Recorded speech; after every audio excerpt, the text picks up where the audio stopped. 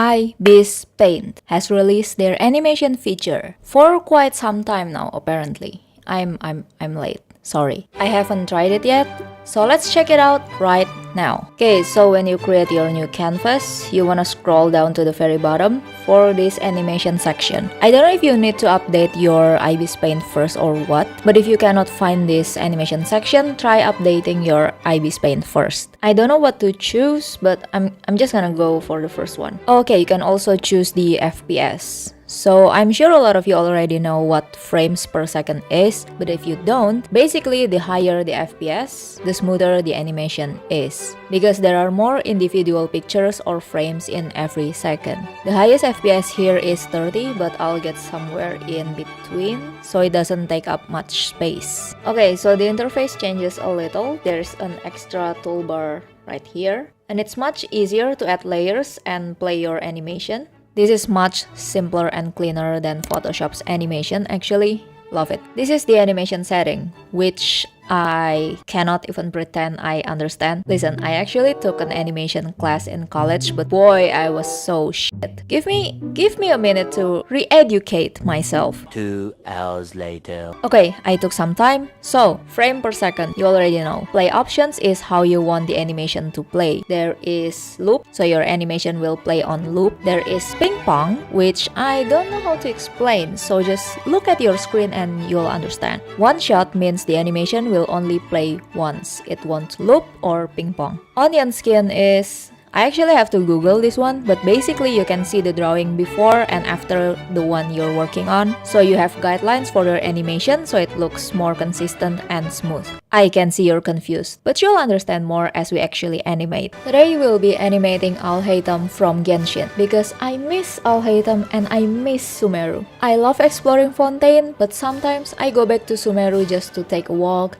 admire the trees, and just be nostalgic, you know? I might need to touch real grass. Anyway, I think I misspoke earlier. This right here is called frames. And this here is layers for drawing. So you can create artwork as usual, and I draw it in the wrong frame. Damn it. Be careful, you guys, don't be like me. I'll sketch Al-Haytham real quick. He always has this flat expression on his face, so I think it'll be fun to animate his facial expression. Oh, let's try giving him Lini's facial expression. You know, the wink and his little bleh. I noticed the resolution is not very high. It's a bit pixelated. I don't know if you can see, but if you zoom in, it's a bit pixelated, but that's fine, you know, because it might take up a lot of space if it's HD quality, which is why I will not render the artwork and make it semi-realistic. I will just line art and color it with cell shading. I actually really suck at cell shading. I've been rendering for years and I actually forgot how to cell shading. Wait, should I color it right now or should I wait until the whole animation is done? Yeah, I think I should finish the animation first. Okay, so the line art is done, and I think I just need to duplicate and duplicate some more. I'm so shit at animating. So apparently when you duplicate the frames, they keep all the layers like the first frame you copied. So that's convenient. Let me try moving around his hair and then duplicate, then move around some more. And do you see the red and green lines here? It's the onion skin, so you can see the drawing before and after the one you're working on. I think it's good to separate your layers. It depends on what you're animating, but if you want to animate like the movement of the hair, then you should make the hair in the different layer, and then you can just use Liquify to make the movement instead of like drawing one by one. But the thing about Liquify is, I don't know if you noticed, but it sort of blurred the lines, so it's not as clear as your original drawing, so please keep that in mind. But anyway, let's try play the animation.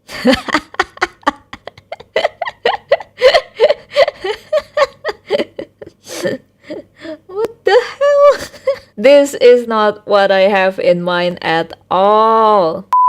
Let's create a blinking animation first, something simple before we move on to more complicated stuff. The onion skin is really helpful to keep your drawing consistent, so the eyes are not all over the place. I'm gonna move his hair around as well so it looks more dynamic as he blinks. If you only move it around a little, with Liquify, the line shouldn't look too blurry. Whoa! Guys, this looks legit. Like, look, he's blinking! He's blinking. Is this the satisfaction that animators feel? Okay, I know what you're thinking. Fuck, this is just blinking animation. First of all, it's not complete yet. When you play it, it's weird because this is actually not complete yet. You would have to duplicate this and then, wait, can you move it? Yeah. Fit here and then duplicate here and move it here.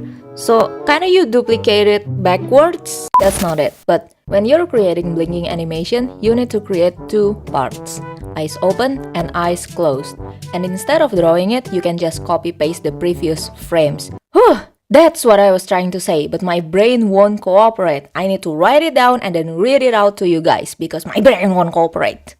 I will make Al-Haytham give us a wink, like Lini. I'll just replicate what I did for the blinking animation, but only for one eye. I think I should move the eyebrows a little as well. I realized I could just copy-paste the blinking animation, but it's too late, I have drawn too much. I think it's also a good idea to have some references on how the facial muscles would move, or you can just have a mirror nearby and try the expression yourself. I just found out that when you do the blab, you know, you would pout a little before sticking your tongue out. I know it seems small and insignificant, but these tiny movements can make your animation more natural. I'm not a professional animator, by the way. This is just something I noticed while recording this. Alright, the animation is pretty much done. We just have to color this. Again, I suck at cell shading, but I don't think I have the physical and mental capacity to render this into semi-realistic painting and animating it. So I'm not sure if I can copy the colors to all the frames. Can you do that? No? Please don't make me color them manually. Okay, I think the quickest way right now is to copy paste them one by one to the rest of the frames. But let's do that later and shade it first. This is just a simple animation after all. I don't think the shading would change much. I do, however, have a hard time cel shading the hair. Usually I will blend the colors a lot when painting semi-realism, but I don't think it will look good here. I'm changing the brush into something with sharper edges. Yeah, I think this one looks better. I am, however, erasing the edges with soft eraser so it doesn't look very harsh. Ooh, let's not forget about highlights. They make everything better. The color is a bit boring, so let me adjust the color using tone curve. Unfortunately, you do need to pay to use it in Ibis Paint, but if you're F2P, free to paint, you can try using hue saturation or color balance.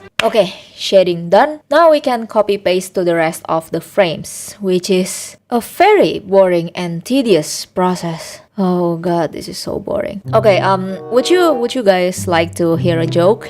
In the meantime, I got one. What's brown and sticky? A stick.